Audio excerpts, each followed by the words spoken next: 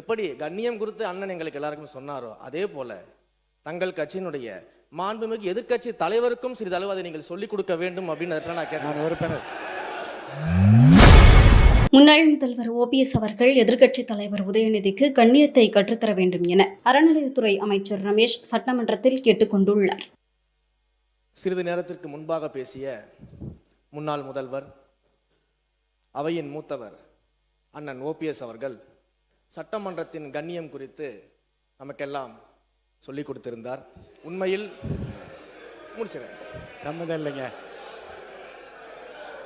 முடிச்சிடறேன் சொல்லிடுறேன். இல்லை என்ன அதையெல்லாம் முதல் முறையாக சட்டமன்றத்திற்கு உறுப்பினராக வந்திருக்கக்கூடிய நாங்கள் கற்றுக்கொள்ள தயாராக இருக்கிறோம். அதில் எங்களுக்கு எந்த விதமான ஆட்சேபனையும் கிடையாது. அதே சமயத்தில் அண்ணா சொன்ன கடமை கண்ணியம் கட்டுப்பாடு என்பதையே தன்னுடைய மூச்சாக வைத்திருக்கக்கூடிய மாண்புமிகு முதல்வர் அவர்களும் அதற்கான கருத்தை இப்போது தெரிவித்து விட்டார். அண்ணன் அவர்களுக்கு சட்டமன்றத்தின் முதல் முறை உறுப்பினராக இருக்கக்கூடிய நான் ஒரு சிறிய வேண்டுகோளையும் வைத்துக் கொள்றேன் இந்த நேரத்தில். எப்படி கண்ணியம் குறித்து அண்ணன் எங்களுக்கு எல்லாருக்கும் சொன்னாரோ அதே போல தங்கள் கட்சியினுடைய மாண்புமிகு எதிர்க்கட்சி தலைவருக்கும் சிறிதளவு அதை நீங்கள் சொல்லிக் கொடுக்க வேண்டும் அப்படின்னு நான் கேட்கிறேன்.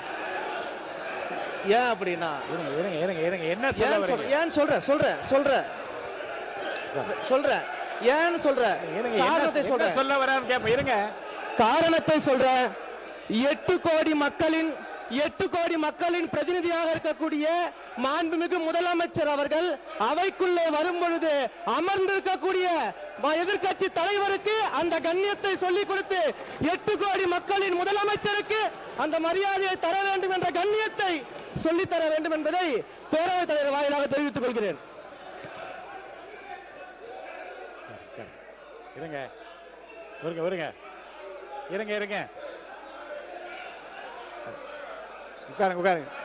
நீங்க இருங்க வாங்க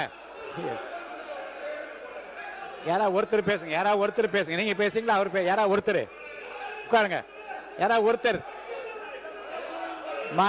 இல்ல எல்லாரும் நீங்க இவருங்க எல்லாரும் நீங்க பேசுறது இருந்தா வெளியில போய் பேசலாம். இங்க இருக்கவங்க யாராவது ஒருத்தர் பேசுங்க, யாராவது ஒருத்தர் இருங்க, ஒருத்தர் பேசுங்க, ஒருத்தர் உட்காருங்க இருங்க. அவர் சொன்ன இருங்க, நீங்கள் அனைவரும் இருங்க அவர் பேசுவதற்கு முன்பாக